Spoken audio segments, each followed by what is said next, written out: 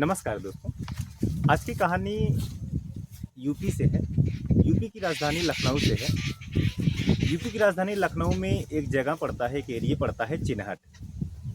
चिनहट के थाने में 26 सितंबर 2024 को आदर्श कोस्टा, जो कि एक ई काम वेबसाइट के रिप्रेजेंटेटिव हैं, ये अपने एक डिलीवरी बॉय भरत के रिपोर्ट दर्ज कराते हैं, उनके मिसिंग की रिपोर्ट दर्ज कराते हैं उनकी।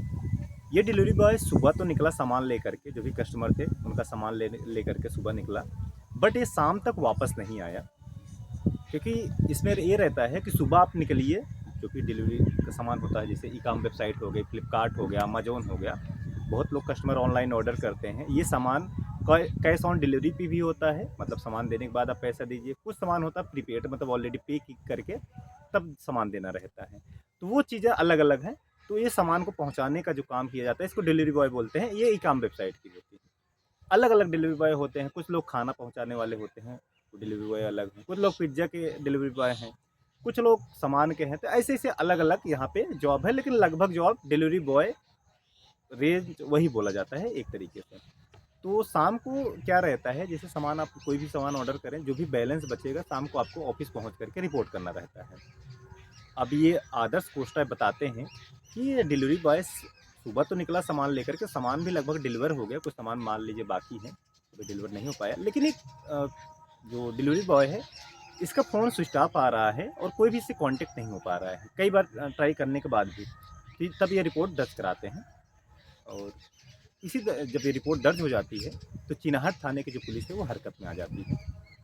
कई सारी सीसीटीवी चेक करती है, कई लोगों से पूछताछ करती है, कई लोगों को गिरफ्तार भी करती है एज ए शंका के तौर पे, एज ए पूछताछ के तौर पे, जो कि एक कॉमन सी बात है। तो उसी में से पता चलता है, कई सारी रिपोर्ट दर्ज कराते हैं और सब चीज़ें। जो ई काम वेबसाइट है उससे भी डेटा निकाला जाता है। फ्लिपकार्ट का ये जो बॉय थे, डिलीवरी बॉय जो फ्लिपकार्ट की वेबसाइट का था, उससे भी एक डेटा निकाला जाता है कि ये डिलीवरी बॉय कहाँ कहाँ गया, किस किस लोकेशन पे गया, कौन सा सामान डिलीवर किया किस कस्टमर को, और कौन सा सामान किसको नहीं डिलीवर कर पाया।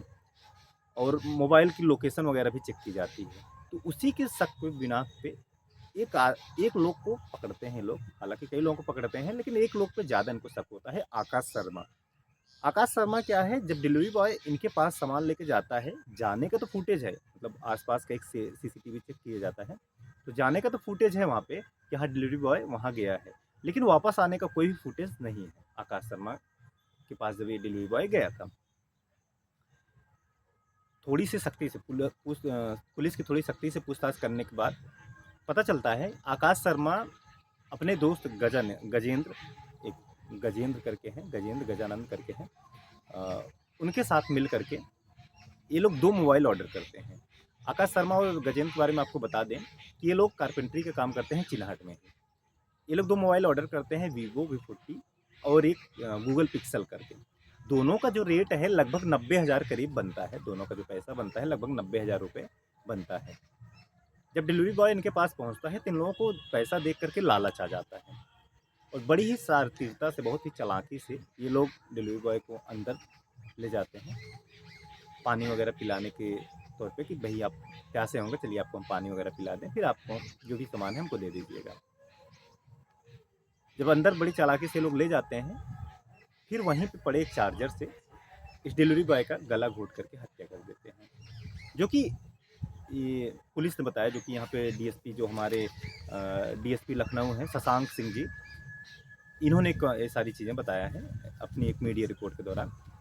जब अंदर जा कर के ये लोग हत्या कर देते हैं, तो फिर सोचते हैं कि लाश का क्या किया जाए।